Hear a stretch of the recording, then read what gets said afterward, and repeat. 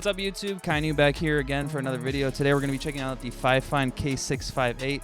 We're going to do a little bit of a face-off against my favorite budget microphone on the market right now, the FIFINE K669. I'm going to do an unboxing, a review, and then finally a microphone test between the two. If you have any questions, drop them down in the comment section, and then I'll link the microphone in the description. And then finally, make sure you like and you subscribe. Without further ado, let's get into it.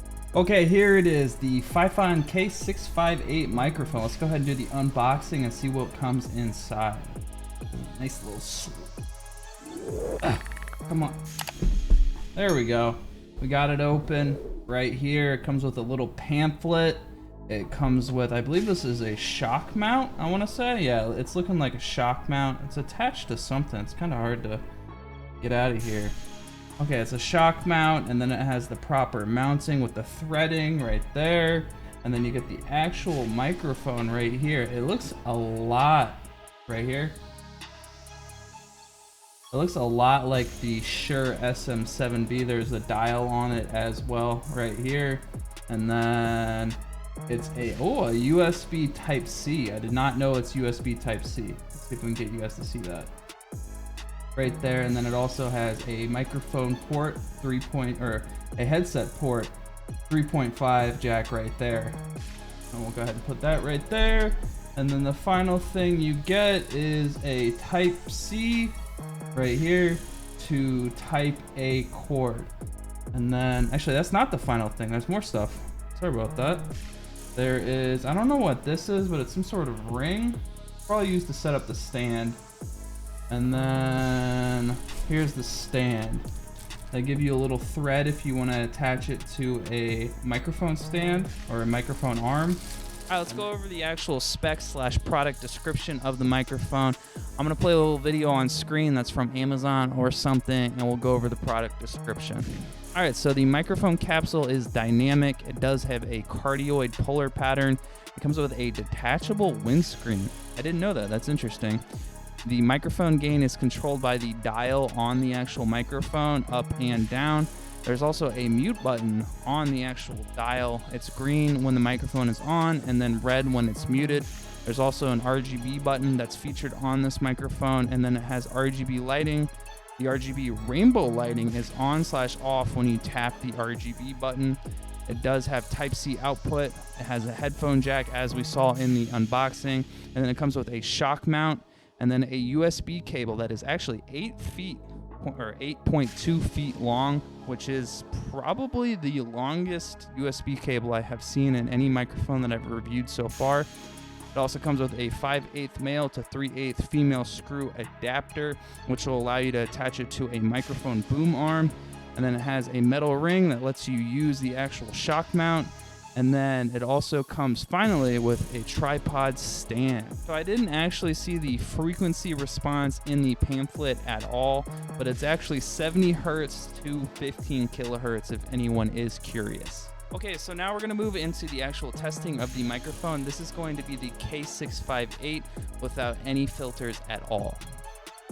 Good morning. In less than an hour, aircraft from here will join others from around the world, and you will be launching the largest aerial battle in the history of mankind. Mankind, that word should have new meaning for all of us today. We can't be consumed by our petty differences anymore. We will be united in our common interest. Perhaps it's fate that today is the 4th of July, and you will once again be fighting for our freedom. Good morning. In less than an hour, aircraft from here will join others from around the world, and you will be launching the largest aerial battle in the history of mankind. Mankind, that word should have new meaning for all of us today. We can't be consumed by our petty differences anymore.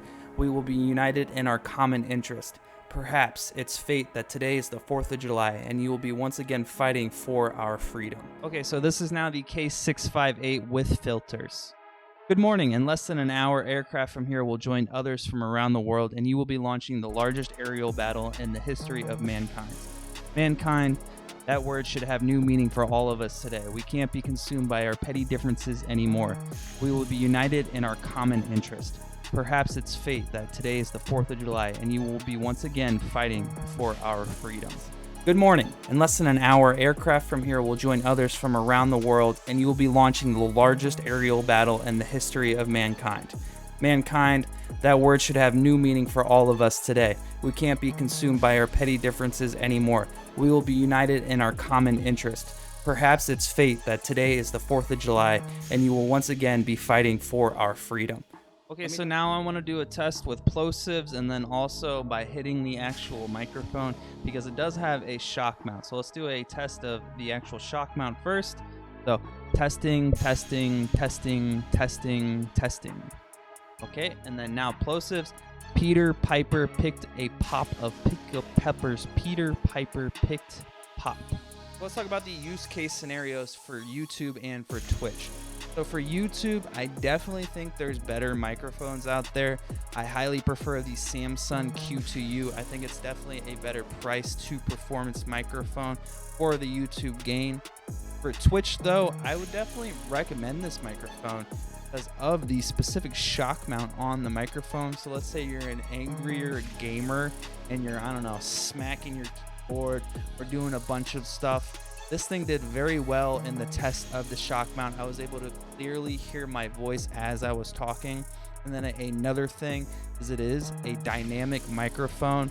So you're going to be able to sit in a loud environment and no one is going to hear anything in the background. So I think this is a great microphone for Twitch, but there is better options for YouTube. So to conclude this video, after looking at both of the tests, can I recommend this mic for $120? I'm going to be honest, I cannot. I think there's much better microphones for the price point of $120. Maybe the Rode Pod mic or the Procaster. The only recommendation for this microphone at that price point, I would say, is maybe if you just want a USB microphone to plug into your computer and for it to work, then this is your microphone. There are other options, maybe like the Quadcast from HyperX or maybe a Razer Siren X. But I think there's definitely better options if you're willing to explore into the XLR field.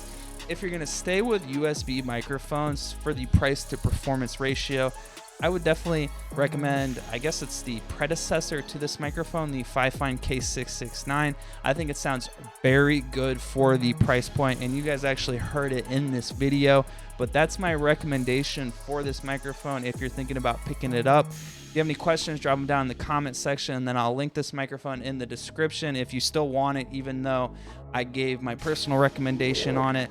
And then make sure you like and you subscribe, and don't forget to take it easy.